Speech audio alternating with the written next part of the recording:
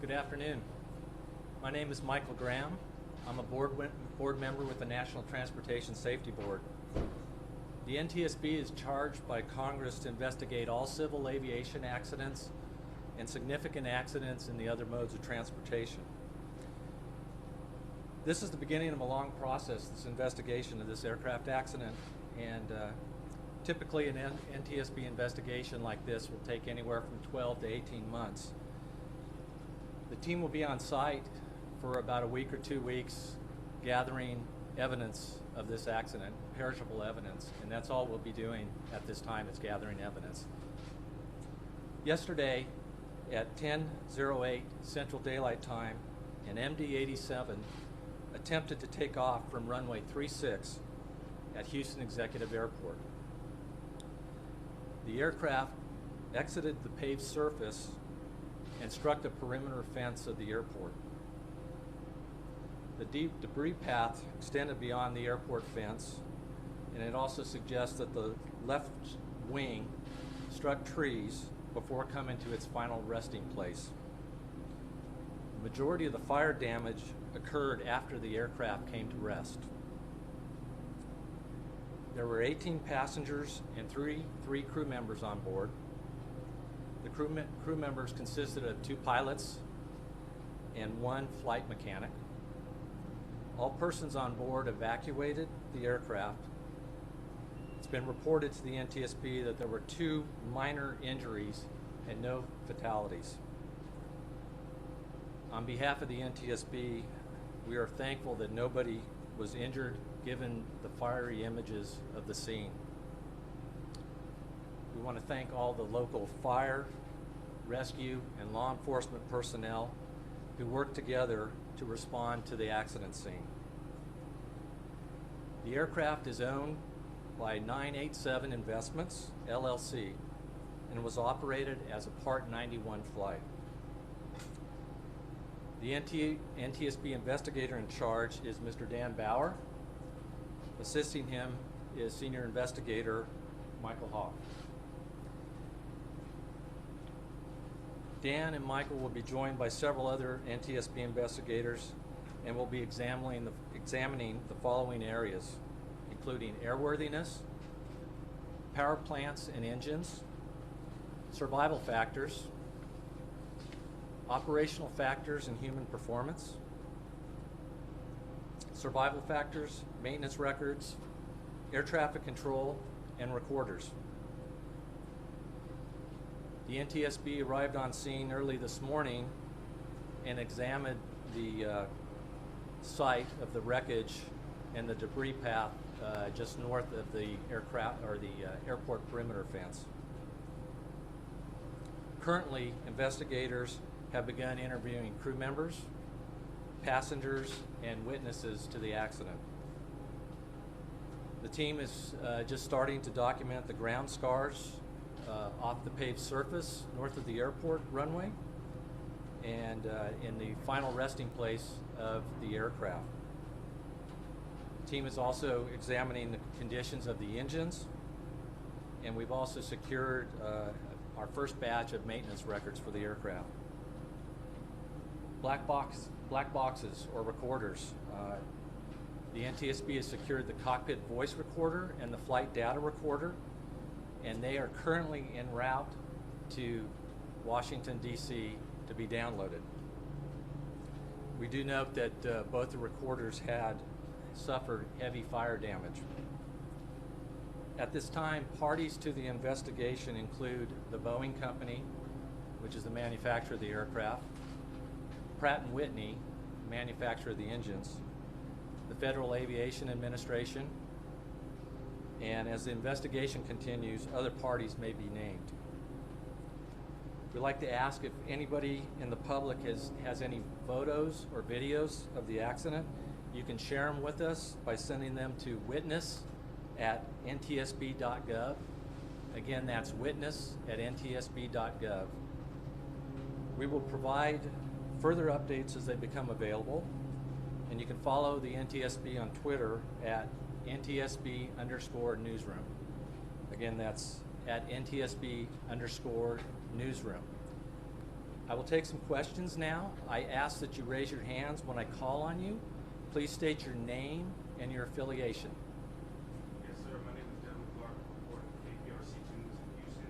I know that the investigation just began and you all have a lot to look through, but are there any preliminary indicators of why this plane veered off and struck the fence and then trees? We will not be sharing any preliminary indications at this time. We have a lot of indications out there that we need to gather, and any processing or evaluating or analysis of the data we have here will not start until after we leave the scene. Hi, Rosa Flores with CNN. I have a few questions. I wanted to ask about flight attendants, because I noticed that you mentioned that there were 2 pilots and a flight mechanic. Is it usual that there would be no flight attendant, and is that a violation of the rules? That is not a violation of the rules. This was a Part 91 operation. And So, what does that mean? Sorry, could you explain? it was a general aviation flight. It wasn't a charter or an airline scheduled flight, so it wasn't required at that time. And then one other question about how everybody escaped alive. I think that's one of the things that everybody wants to know about, and that was in relation to my question about the flight attendant, because it's usually the flight attendants that are the heroes in these cases, that they help everybody get out of the plane. Anything that you can share about how all these people got out of the plane safe and sound? At this time, we don't know that at this time. That's what we're investigating here. We want to know ourselves. We have a group of survival factor experts here that want to know that, because obviously it's a big deal that we had no fatalities, and we want to know why. So if something like this happens again, we hopefully have the recommendations in place to prevent it from being a fatality accident. Are you able to share the flight? Give somebody else Okay. give somebody else a chance. Hi, I'm Beverly Key from Fox 26 News, and we know the plane took down some power lines and a couple thousand people were without power. Did the plane hit the power lines first or the fence first? And I'm also wondering if we can get a copy of the flight manifest. Okay, there's a lot in that question there, and let me repeat. You're wondering about when the aircraft struck the power lines, and then a copy of the flight manifest. Well, first of all, we do not release flight manifests. That's not what we do at the NTSB. Second of all, the aircraft departed through the airport perimeter fence across the road. There was another fence that was below the power lines, went through there, took out the power lines between 2 power poles, and came to rest north of that site. We're documenting that scene at this time. The power lines were taken out, but no poles were destroyed in the process, so the power company actually had the lines repaired by the time we got out there this morning. Doreen Shaw with ABC News. I know you can't comment specifically about this investigation, but just based on your extensive knowledge about planes, why would it take so long for a plane to stop after a pilot tried to board takeoff? That's a good question. That's what we're here to find out. We're just gathering evidence right now. We haven't even walked the runway and looked at the tire marks that are on the runway, and we haven't even finished documenting the wheel marks after the aircraft had left the surface. So we have a lot of questions ourselves at this time, and that's why we're here. And I know you said the majority of the fires started after people evacuated, which indicates to me some of the fires started when they were still in the plane. Were they evacuating a smoke-filled jet or a fiery jet? Would that be accurate to say? We don't know that at this time, and that's why we're doing interviews with the passengers starting today already. Olivia with ABC out of Houston. My question is, could you describe what the wreckage looks like? I mean, I know you said even the black box recordings could be, I mean, they are very damaged right now. Y'all are hoping to get something on them. What does it look like out there? Sure. The question is, what does the wreckage look like out there?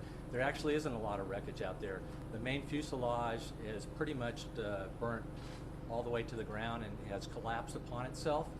About the only thing that's left is the tail section of the aircraft, so the vertical tail, the rudder, the horizontal stabilizer, the elevators there, and the aircraft engines are still hanging on the aft section of the tail, and that's about it. There's a debris field after the aircraft had departed through the fences, and there's debris all through there that we'll be documenting.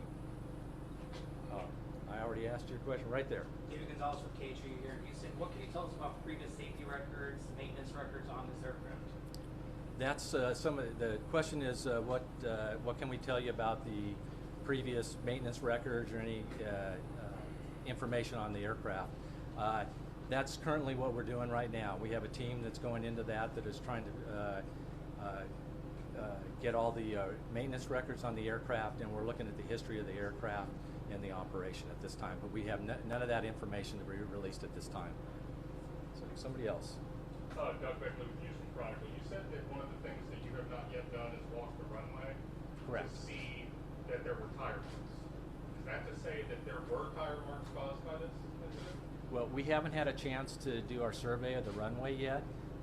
We have seen pictures of tire marks that look as if they coincide with where the aircraft left the runway, and then we definitely have wheel marks in the grass north of there. But yet we have not had a chance to document that and look that over yet. Does that imply that they're braking? That they're attempting to brake, or is that? That's part of the investigation we're going into. We don't know at this time, and that's what we're here to determine. Okay, we'll go back around here. Devin Clark again, KPRC News.